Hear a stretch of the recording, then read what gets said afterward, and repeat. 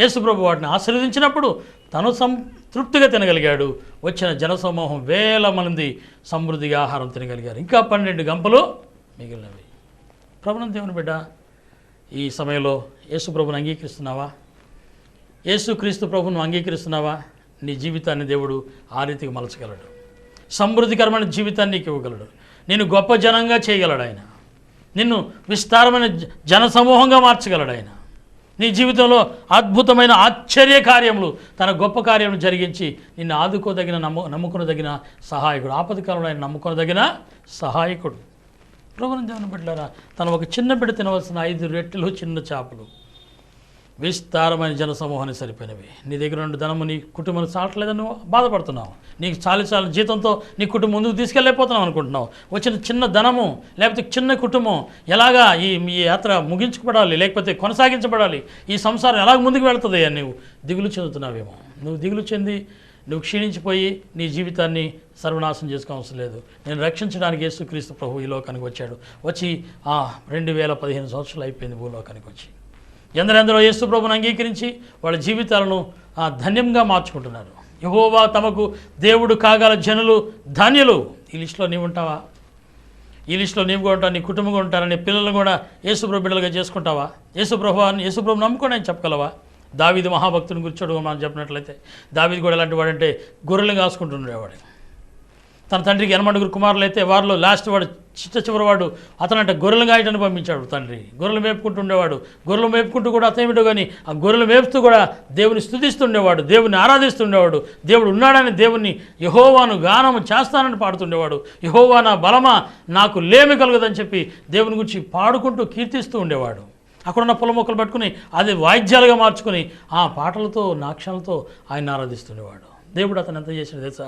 గొప్ప రాజుగా చేశాడు. గొర్రెలు కాసుకునే వ్యక్తిని గొప్ప మహారాజుగా చేశాడు. దేవుని బిడ్డల గొప్ప మహారాజుగా దేవుడు దావీదును సిద్ధపరిచాడు, ఆశీర్వదించాడు. నీ జీవితంలో కూడా అంత మాత్రమే కాదు, అతను గొప్ప రాజు అయిన కాకుండా సర్వ సమృద్ధి కలిగిన వాడు అయిన తర్వాత కూడా తన కుమారుడైన సొలొమోనుని పిలిచి అంటాడు, అయ్యా లోకులు పోయే మార్గం నేను కూడా పోతున్నాను, నేను ప్రభు దగ్గరికి వెళ్ళిపోతున్నాను, లోకాన్ని విడిచిపెడుతున్నాను. అయితే నీవేం చేస్తావంటే నా ప్రియమైన కుమారుడా సొలొమోను, నువ్వేం చేస్తావంటే ఇదిగో నాయన పరిశుద్ధ గ్రంథాన్ని చదవటం మానబాకయ్యా. గ్రంథాన్ని నువ్వు చదువు, దీన్ని పాటించు, దీన్ని ఇతరులకు బోధించు. అప్పుడు నువ్వు ఏ పని పూనుకున్నా దానిలో నీకు జయము వస్తుంది అని తన కుమారుడికి తెలియజేస్తున్నాడు. ఎంత గొప్ప సంగతి! ఈ మహారాజు కోటాను కోట్ల ఆస్తిని సంపాదించిన వాడు. నీ తెలివి నేను రక్షిస్తూ పోవయ్యా అని చెప్పలేదు. మంచి తెలివిగా ఉండవయ్యా, జ్ఞానంగా ఉండవయ్యా, వివేకంగా ఉండవయ్యా అని చెప్పలేదు. మంచి ధనం సంపాదించు సమస్య నీకు లోపడితే ధనమే దేవుడు అన్న విషయాలు చెప్పలేదు. లేకపోతే తన మాత్రం తన భక్తి చేసి తన యాత్ర ముగించేసుకుని కాముగా వెళ్ళిపోలేదు. అతను అంటున్నాడు, తను అనుభవించిన సాక్ష్యాన్ని తన కుమారుడితో చెప్తున్నాడు. జ్ఞానం కాదు, ధనం కాదు, మనిషి క్షేమంగా ఉండటానికి, మనిషి జీవిత యాత్ర సంతోషదాయకంగా కొనసాగించబడటానికి కావాల్సిన దేవుడు కావాలి అని చెప్తున్నాడు. యెహోవా నమ్ముకం అని చెప్పాడు తన కుమారుడికి. గ్రంథాన్ని చదువుతూ మానొద్దని చెప్తున్నాడు. గ్రంథాన్ని చదువయ్యా, గ్రంథాన్ని చదువు, దాన్ని ధ్యానించు, ఇతరులకు బోధించు. అలా చేసినట్లయితే నువ్వు ఏ పని పూనుకున్నా దానిలో నీకు జయం వస్తుంది అని తన కుమారుడు సొలొమోనుకు దావీదు చెప్తాడు. ప్రభువుని దేవుని బిడ్డలారా, గొర్రెలను కాసుకునే చిన్న పేద దావీదును గొప్ప రాజుగా చేసిన దేవుడు ఈరోజు మనకున్నాడు. గొర్రెలు కాసుకునే దావీదును గొప్ప రాజుగా చేసిన దేవుడు ఇప్పుడున్నాడు. ఆ దావీదు తన కుమారుడికి చెప్పినట్లుగా నువ్వు చెప్పగలుగుతున్నావు తల్లి? వాళ్ళ దారిలో వాడు పోతున్నారులే, నీవు మాత్రమే ముసుకేసుకుని కూర్చునే స్థితిలో ఉన్నావా? ఒకవేళ నీవు మాత్రమే గుడికి పోతున్నావా? ఈ సంగతి నీ భర్తకు చెప్తున్నావా? నీ పిల్లలకు చెప్తున్నావా? వాళ్ళ కొరకు ప్రార్థన చేస్తున్నావా? జాన్ వెస్లీ, సుజన్ వెస్లీ ఉన్నటువంటి ఆ కన్నడ తల్లి అంట వారి కొరకు ఏం చేసేదంట? ఉపవాసం ప్రార్థన చేసేదంట. ప్రతి దినము కూడా వాళ్ళ తల మీద చేయి ఉంచి నిద్రపోతున్నప్పుడు ప్రార్థన చేసేదంట, ప్రభు వారిని ఆశీర్వదించిన ఆయన అని. ప్రభు ఈ బిడ్డలను దర్శించయ్యా, లోకంలో పడిపోకుండా ఈ బిడ్డలు మీ మార్గం నడుచుకునేట్లుగా సహాయం చేయని జాన్ వెస్లీ, సుజన్ వెస్లీ వాళ్ళ తల్లి ఆ పిల్లల కొరకు ప్రార్థన చేసింది. అంత మాత్రం కాకుండా వారిలో ఈ బిడ్డ కొరకు ఒకరోజు, ఆ బిడ్డ కొరకు ఒకరోజు, 2 రోజులు ఉపవాసం ఉండి ఆ పిల్లల క్షేమం కొరకు ప్రార్థన చేసేదంట. ఈ బిడ్డలు ఎటువంటి శోధనలు పడిపోకూడదు. ఈ బిడ్డలు లోకం ఎలా లేస్తే లోకంలో నడుస్తుంది, లోక మాటలు, లోక పాటలు అన్ని లోకంలో చూడాల్సి వస్తుంది. కనుక ఏ లోకం ఈ బిడ్డల్ని ప్రభావితం చేయకూడదు, బిడ్డల్ని పాడు చేయకూడదు. ప్రభువా ఈ బిడ్డల్ని మీరు కాపాడండి అని ప్రార్థించేదంట. ఆ యవనస్తులు అయిన తర్వాత పిల్లలు అన్నారంట, అమ్మ ఇప్పటి వరకు మా కొరకు ప్రార్థించే కదా, మేము యవనస్తులు అయ్యాం కదా, మేము ప్రార్థన చేసుకుంటాం కదా, నీవు మా కోసం ఉపవాసం ఎందుకు, మేము ఉపవాసం ప్రార్థన చేస్తామయ్యా అమ్మ అన్నప్పుడు ఆ తల్లి చెప్తుందంట, అయ్యా మీరు చిన్నప్పుడు మీకోసం ఉపవాసం ప్రార్థన చేసిన మాట వాస్తవమే, కానీ ఇప్పుడు ఇంకెక్కువగా చేయలేదు. ఎందుకంటే యవనస్తులు, దేవుని వాక్యం ఉంటున్న యవనస్తులారా, యవన బిడ్డలను కలిగిన తల్లిదండ్రులారా, ఈ లోకం యవనస్తులను భయంకరంగా మోసం చేస్తుంది. యవనస్తులు సాంతం తెలిసిన వారు కాదు, సాంతం తెలియని వారు కాదు. వారికి పూర్తిగా తెలియదు, చెప్పేది వినే స్థితిలో ఉండరు. కానీ నీవు నేను చెప్పడం కాదు, కానీ దేవుని సన్నిధిలో వారి కొరకు విజ్ఞాపన చేయాలి. అందుకంటే యెరూషలేము కుమార్తెలారా, నా కోసం కాదు, మీకోసం, మీ పిల్లల కోసం ఏడవని దేవుడు చెప్పాడు. నీవు మాత్రం భక్తి చేస్తున్న మంచిది, అంత మాత్రం కాదు. నేను చాలాసార్లు నేను చెప్తున్నాను, అనేక ప్రసంగాల్లో నేను చెప్తుంటాను, అనేక సభలో కూడా చెప్తున్నాను. ఏమంటే లోతు చాలా నీతిమంతుడే, మంచి విశ్వాసం కలిగిన వాడే, కానీ అతని విశ్వాసం తన కుటుంబాన్ని రక్షించలేకపోయింది. తను మాత్రమే నీతిమంతుడిగా ఉన్నాడు, కానీ అతను నీతిమంతుడని రాయబడింది, కానీ తన కుటుంబం రక్షించబడలేకపోయింది. నీవు కూడా ఒకదానివే విశ్వాసిగా ఉన్నంతకాలం నువ్వు చాలా బలహీనమైన స్థితిలో ఉన్నావన్న సంగతి, చాలా ప్రమాద స్థితిలో ఉన్నావన్న సంగతి నువ్వు జ్ఞాపకం చేసుకోవాలి. నీవు మాత్రమే విశ్వాసివి కాదు, నీ భర్త మాత్రం విశ్వాసం కాదు, కానీ నీ కుటుంబంత రక్షణలోనికి రావాలి. దాని కొరకు ప్రభు దగ్గర ప్రార్థన చేయి, ప్రభు ప్రార్థన చేయి. 5 రెట్లు 2 చిన్న చేపలు ఆస్వాదించి అనేక మంది తను తినగలిగినట్లు స్థితిలో చేసిన దేవుడు. గొర్రెలను కాసుకున్న దావీదుని గొప్ప రాజుగా చేసిన దేవుడు. జాన్ వెస్లీ, సుజన్ వెస్లీ ఎంత గొప్పవాళ్ళు అయ్యారంటే, వారు నడుచుకుని వెళ్తుంటేనంట సినిమా హాళ్ళు మూత వేయబడి అంట. వారిని చూసిన వారంట అనేకులు మారు మనసు పొందారంట. వాళ్ళు బోధ చేయలేదంట అండి, ఆయన ముఖం చూసిన వాడు మారు మనసు పొందారంట. ఇలాగున నిన్ను, నీ బిడ్డలను, నీ కుటుంబాన్ని, మనందరినీ దేవుడు ఆశీర్వదించి దీవించి వర్ధిల్ల చేయనుగాక. దేవుడు ఈ మాటలు మీ వెనుకల్లో దాచిపెట్టునుగాక. ఆమేన్. ప్రభులారా, దేవుని బిడ్డలారా, ఇలాంటి ఆశ్చర్య కార్యాలను చూడాలి. ఎన్ని చూడాలి? ఇదిగో మా సంఘంలోనికి, కోమర సంఘంలో దేవుడు చేస్తున్న అద్భుతమైన ఆశ్చర్య కార్యములు. ఎలాంటి కార్యాలు దేవుడు చేస్తున్నాడు చూడండి పిల్లల, ఎటువంటి అద్భుత కార్యములు దేవుడు చేస్తున్నాడు చూడండి. ఇది చూసినట్లయితే ఇదిగో ఒక వ్యక్తి ఉన్నాడు ఇక్కడ, కొన్ని వేల రూపాయలు డాక్టర్గా అయిపోయిన, ఎన్ని రోజులు తిరిగిన తగిన వ్యాధుల్లోంచి విడుదల పొంది స్వస్థ పొందుకుని తన కుటుంబంతో దేవుని సాక్షి బిడ్డలుగా జీవిస్తున్నారు. ఏ రోగం తగ్గ తెలియట్లే, అన్ని డాక్టర్ల దగ్గర తిరుగుతున్నాడు, తగ్గని స్థితిలోంచి దేవుడు విడిపించి స్వస్థపరిచాడు, ఆశ్రయించాడు. ఇక్కడ చూసినట్లయితే ఇది మరొక వ్యక్తి, ఇతను ఎవరు, మన బిళ్ళపాడులోనే ఉన్నాడు.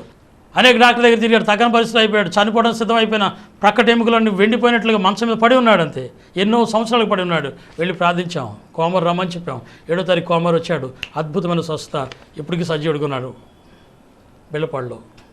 దేవుని బిడ్డలారా, అసాధ్యమైన కార్యాలు దేవుడు సాధ్యపరుస్తున్నాడు. ఇంకో మనం చూస్తారు, ఇక్కడ గోళ్ళ నాగమల్లేశ్వరరావు అనే వ్యక్తి గురజ గ్రామంలో ఉన్నాడు. అతను కొడుకు గుడ్డివాడిగా పుట్టాడు. వెళ్ళి ప్రార్థించాం. గురజలో గోళ్ళ నాగమల్లేశ్వరరావు అనే వ్యక్తి ఉన్నాడు, వాళ్ళ కొడుకు గుడ్డివాడిగా ఉన్నాడు. వెళ్ళి ప్రార్థించాం, చేయి ఉంచి ప్రార్థించాను. ప్రభువుకి అసాధ్యమైంది కాదు, డాక్టర్లకు అసాధ్యం, కానీ దేవునికి అసాధ్యమైంది. దేవుడు అంటే సర్వశక్తి గల దేవుడు.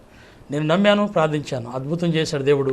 ఆ బిడ్డకి కళ్ళు తెరిచాడు. దేవునికి స్తోత్రం, హల్లెలూయా. ఈ అమ్మాయి చూసిన పెద్ద కొమ్మరిలో వంగిపోయి ఉండేది, గూనిగా ఉండేది, నడుచుకుంటూ వెళ్తూ ఉండేది. ఎవరో మా సంఘస్థులు చెప్పారు, అయ్యగారి దగ్గర రండి, ఆమె చర్చిలోకి రండి, ప్రార్థన చేయండి. ఆమె నేను బాగు చేయగలనని చెప్తే ఆమె ఏ దేవుడైతే మాకండి బాబు, నాకు బాగు కావాలని అడిగింది. ప్రార్థించాము, చక్కలేసి నిలబడి ఇప్పుడు చక్కగా నడగలుగుతుంది. దేవునికి స్తోత్రం, హల్లెలూయా. ఎన్ని అద్భుత కార్యాలు నీ జీవితంలో నువ్వు చూడాలని ఆశపడుతున్నావు. నేను చెప్పమంటావు దేవుని బిడ్డ. ఇక్కడ చూసినట్లయితే గొర్రెల వెంకటేశ్వరరావు కుమార్తె గుండె చిల్లు అని చెప్పాడు డాక్టర్.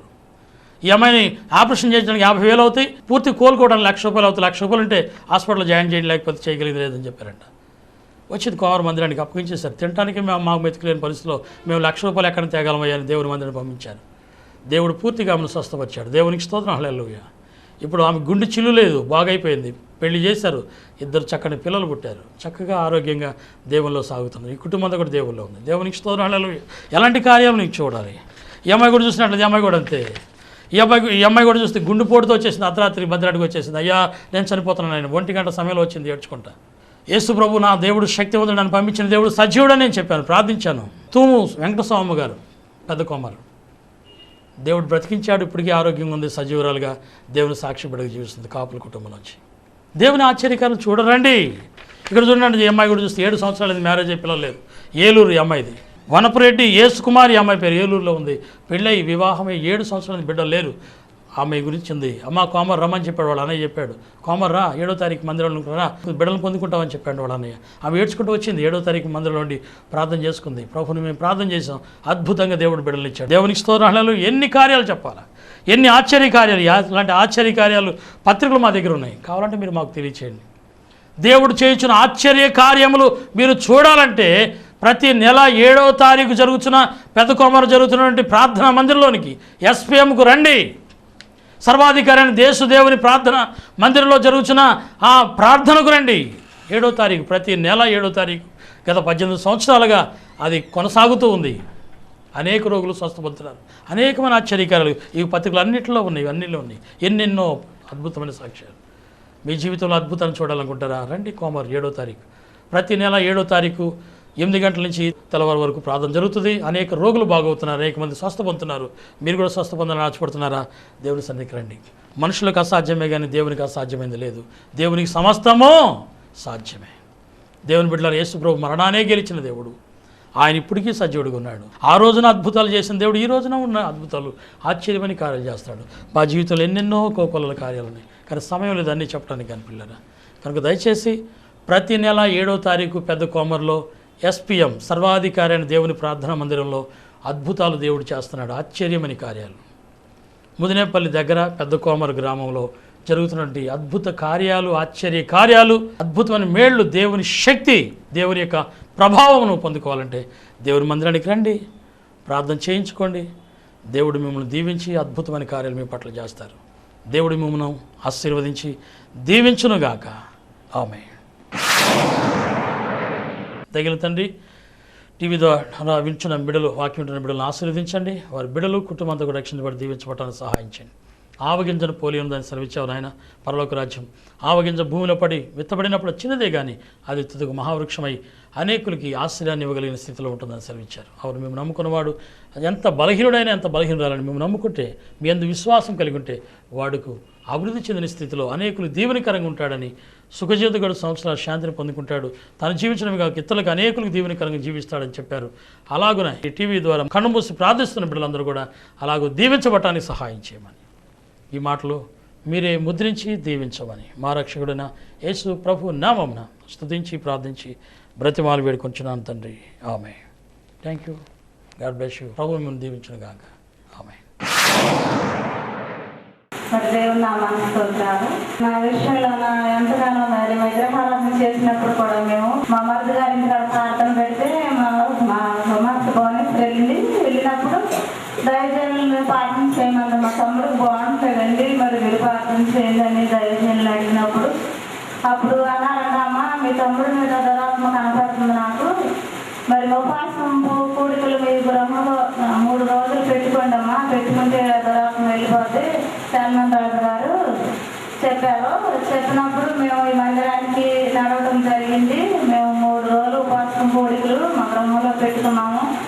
మరి నా కుమారుడు ఎంతగానో మరి ఆవేశంతో కాలుతో ఎంతగానో నేను చనిపోతానమ్మా, ఎంతగానో బాధపడినప్పుడు కూడా నా దేవుడు గొప్ప దేవుడు, నాకు ఏ దేవుడైతే నాకు ఏసాయి నాకు నా బిడ్డను నా కుమారుడిని బాగు చేయాలని నేను దేవుడిలోకి నడిచాను.